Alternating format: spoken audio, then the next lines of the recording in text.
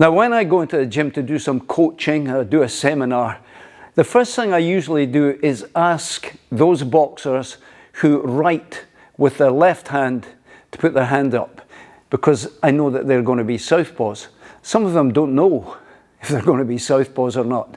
They're confused. So generally speaking, guys who write with their left hand are southpaws. What's a southpaw?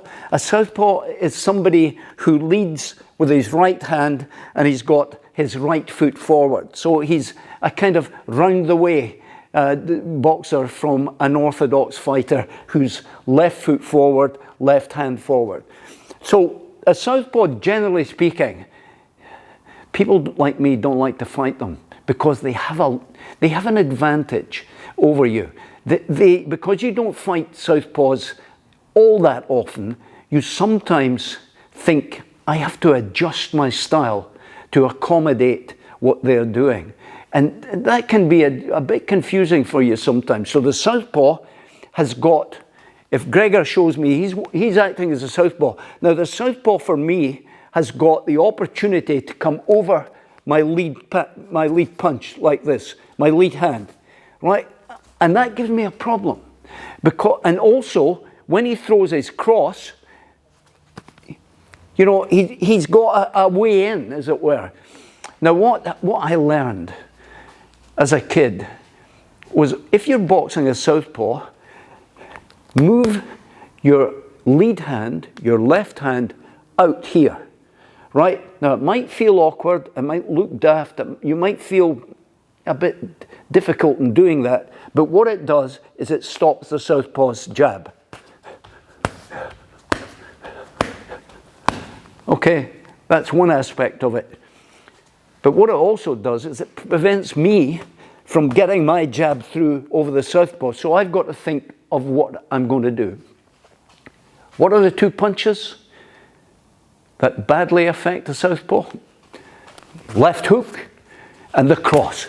These are the two punches southpaws do not like. But let's remember that if you're a southpaw, you do have an advantage over an orthodox fighter.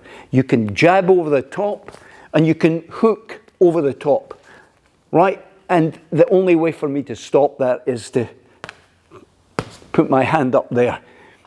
And that, in fact, psychologically, he's thinking, oh my goodness, that's my lead hand and I can't get through. He has now to rethink his game plan. So what do I do if I'm an orthodox fighter against a southpaw? Well, what I don't want to do, I don't want to be jabbing and moving towards his cross, because that's going to be devastating for me. If he hits me there, it's going to be dynamite. So if I'm jabbing and going there, look, I'm leaving myself exposed. What I would tend to do is look for body punches, but also always moving to his right.